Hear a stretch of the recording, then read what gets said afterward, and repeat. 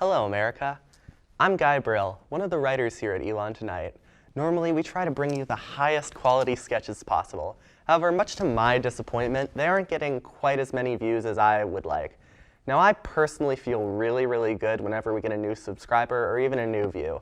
So despite being begged not to by everyone involved, I've decided to take a slightly different approach. I'm going to read you a list of true facts about myself, and if any of them make you think, oh, I feel bad for this kid, just know that you can brighten my day by subscribing to Elon Tonight. It's that easy. Guy, you absolutely don't have to do this. Shut up, it's happening. Fact the first. When I was in 10th grade, I was in a feminist bookstore, and at the back of it, there was a shelf with a bunch of free candy. I saw one labeled chocolate, my favorite, and eagerly attempted to swallow it up. It turned out that it was a chocolate-flavored condom, which I discovered after attempting to chew through the rubber and wondered why it wasn't working. In case you're wondering, it did say condom on the wrapper. I just didn't read past the word chocolate. Something funny? No, carry on. All right. Number 2. I had scoliosis so bad that the x-ray of my spine actually looked like an S, a small s, but still. I was given mildly intensive exercises to help remedy this, which I stopped doing about a month and a half in because it was too hard. I have not gotten an x-ray since, but I imagine things haven't improved. Number 3, in the 6th grade, I became best friends with a guy whose name I didn't know. You think this would be a simple resolution, right? Just walk up maybe 4 interactions in and it's a little awkward, but you get it over with. Nope. I went another 6 months just getting around saying his name. One day I worked up the huevos rancheros to finally ask, hey bestie, is your name Liam? It was not Liam. In fact, it didn't have a single letter in common with Liam. He luckily revealed that he didn't know my name and then inexplicably continued to be my friend for 7 more years. Is that part of why you don't have friends now? Number 4.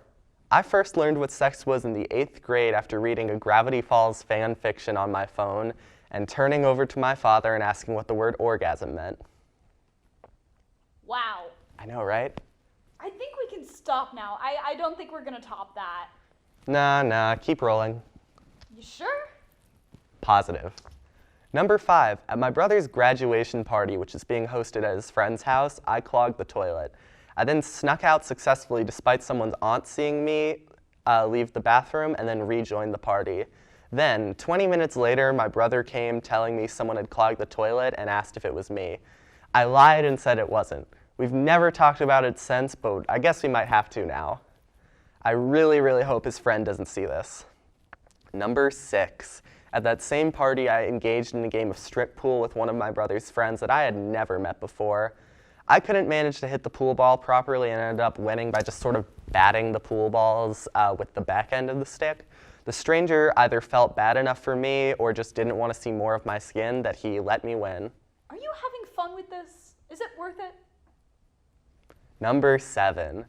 I was at Myrtle Beach with my father swimming in the Atlantic Ocean when he started saying this really nice personal compliment about being proud of me for overcoming my Asperger's.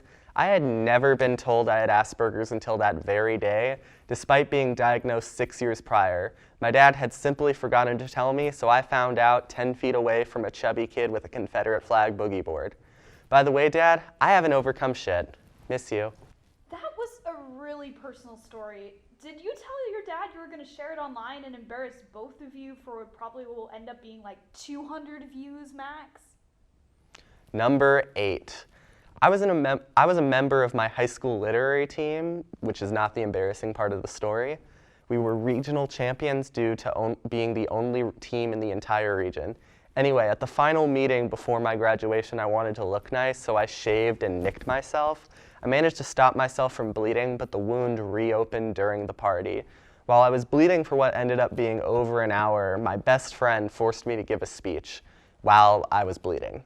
That speech, much like the blood, came from the heart. Wow. Is it working? Are we getting the views? Like, now? Yeah. This isn't a live stream. We won't know if this worked for like a week. Huh. Very well then. Number 9. I was in a middle school production of Fiddler on the Roof when my pants mysteriously split. I tried to cover it up by walking weirdly, which was probably noticed by somebody, but whatever. I managed to make it through the show, so I went down to greet my family afterwards and whispered what happened to them. My grandma then screamed, "Guy, you ripped your pants!" And a bunch of people looked towards me. Love you, Bubby. Number 10. When I was learning to drive, a hawk flew into the middle of the road and wouldn't move. I parked the car and cried for like 5 minutes until it flew away. I then cried later that drive after a bike was moving super slow, which was through a confusing biker lane. So you were like 15 when this happened? 17, actually. I learned to drive very, very late because I'm a coward. Number 11. I was the co-president of the art club in high school and as such had to walk in the homecoming parade. We made 3 posters to be held by a total of 10 people who signed up. Nobody showed up but me, and I had to tape the posters together in a shirt. I then walked through the parade and almost got run over by a car twice. Wow. Number 12, I was briefly lost in Yellowstone National Park. You good? Oh, yeah, I just forgot where I was for a second. Do you want to stop? No, I committed to this. Where was I? 13. We're almost done. Right. Lucky number 13. I was at the National Portrait Gallery in Washington, D.C. with my parents. My dad then took me, my brother, and my sister to look at stuff by ourselves so that our mom could enjoy a tour. He took us to see a portrait of Walt Whitman. When I saw it, I screamed, "Santa!" and ran over despite being an agnostic Jew who had never believed in Santa at any point in my life. I then attempted to hug the oil painting while all of the adults in the museum, including my mom, across the room stared in horror. She then walked away while acting like she wasn't related to me. I was 9 years old at the time. Has your mom talked to you ever since? So that was true facts about Guy Brill. And remember, if there's any part of that that makes you feel a little bad for me and want to make me feel just a little bit better, just remember that you can do that by subscribing. Please do, or this was for nothing. Fuck, this is gonna be the first thing that comes up when you Google me, isn't it? Yeah, probably. This might have been a huge mistake. Might have?